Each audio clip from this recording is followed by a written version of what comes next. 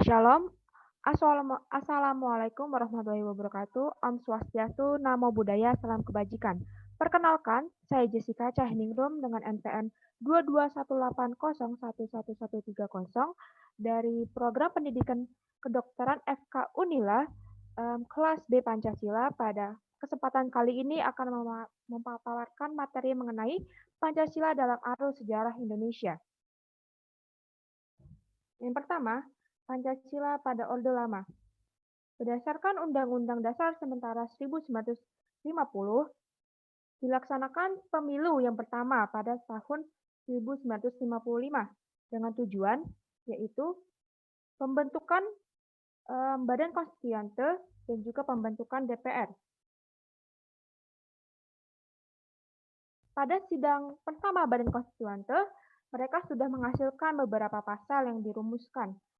Dan akan tetapi dalam sidangnya terjadi kegagalan dalam merumuskan dasar negara, yaitu pembentukan UUD untuk pengganti UUD sementara.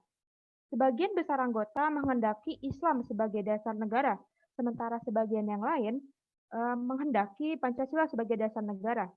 Kebutuhan ini diselesaikan sebenarnya melalui voting, tetapi selalu gagal mencapai akhir keputusan karena tidak pernah memenuhi syarat voting yang sempurna.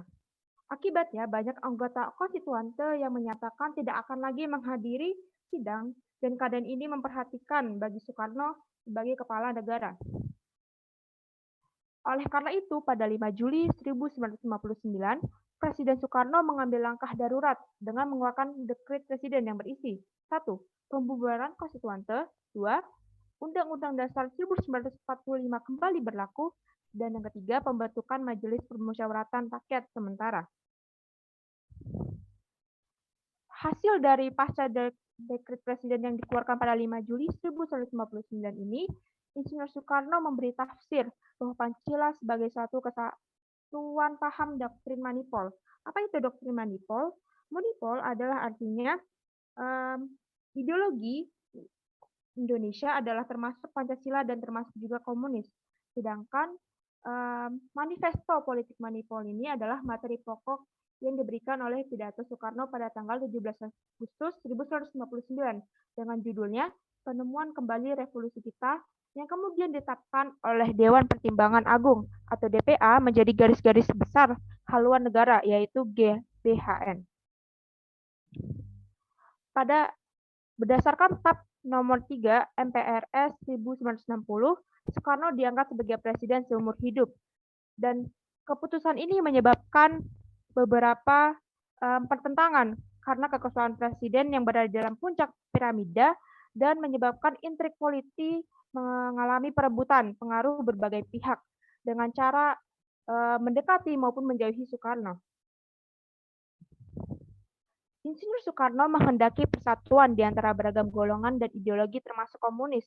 Seperti yang saya bilang tadi, di dalam doktrin Pancasila yaitu Panipol. Sementara golongan anti komunis mengambil prinsip bahwa mereka ingin berpaham Pancasila yang lebih murni dan menyingkirkan paham-paham komunis yang tidak bertuhan, yaitu ateis. Dan peristiwa inilah yang melatar belakanginya muncul era Orde Baru. Pada Pancasila era Orde Baru dimulai dengan Soekarno yang dilengsarkan oleh MPRS dan Jenderal Soeharto kemudian memegang kendali. Pada tahun 1968, Presiden Soeharto mengeluarkan Instruksi Presiden nomor 12 tahun 1968 menjadi panduan dalam mengucapkan Pancasila sebagai dasar negara, yaitu 1. Ketuhanan yang Maha Esa, 2. Kemanusiaan yang adil dan beradab, 3. Persatuan Indonesia, 4. Kerakyatan yang dipimpin oleh kebijaksanaan ke dalam permusyawaratan perwakilan, 5. Keadilan sosial bagi seluruh rakyat Indonesia. Instruksi yang dikeluarkan oleh Presiden Soeharto ini mulai berlaku pada tanggal 13 April 1968. Pada tanggal 22 Maret 1978, ditetapkan MPR nomor 2 MPR 198 tentang pedoman penghayatan dan pengalaman Pancasila atau yang disebut dengan Eka Prasetya Pancakarsa. Sedangkan pada bulan Agustus 1982, pemerintahan Orde Baru menjalankan asas tunggal. Pancasila hanya dijadikan sebagai legitimasi kekuasaan dan akhirnya menimbulkan gerakan masyarakat sebagai gerakan moral politik yang menuntut adanya reformasi di segala bidang, baik itu dalam bidang politik, ekonomi, dan sosial. Pancasila dalam era reformasi. Terjadi sempat ketelunturan nilai-nilai Pancasila.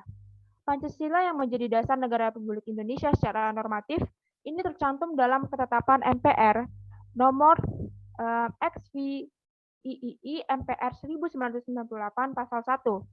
Sedangkan Pancasila dasar negara sebagai dasar negara menjadi sumber hukum ditetapkan dalam ketetapan MPR nomor 3 MPR 2000 pasal 1 ayat 3. Undang-Undang Republik Indonesia Nomor 12 Tahun 2011 tentang pembentukan peraturan perundang-undangan menyebutkan dalam penjelasan pasal 2 bahwa penempatan Pancasila sebagai sumber dari segala hukum negara adalah sesuai dengan pembukaan Undang-Undang Dasar Negara Republik Indonesia tahun 1945 pada alinea yang keempat. Untuk masalah yang dihadapi tentunya banyak sekali yang timbul dalam arus sejarah Pancasila.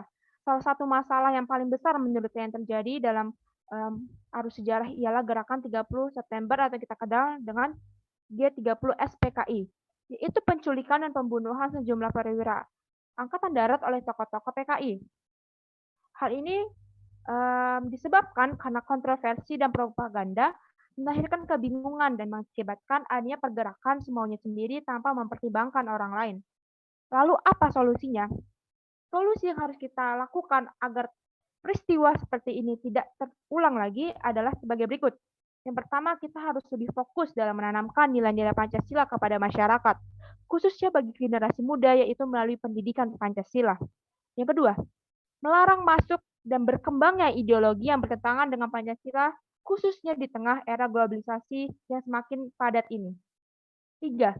Memperkuat Pancasila sebagai ideologi bangsa Indonesia. Dan 4. Melakukan 3P pada Pancasila. Apa itu 3P?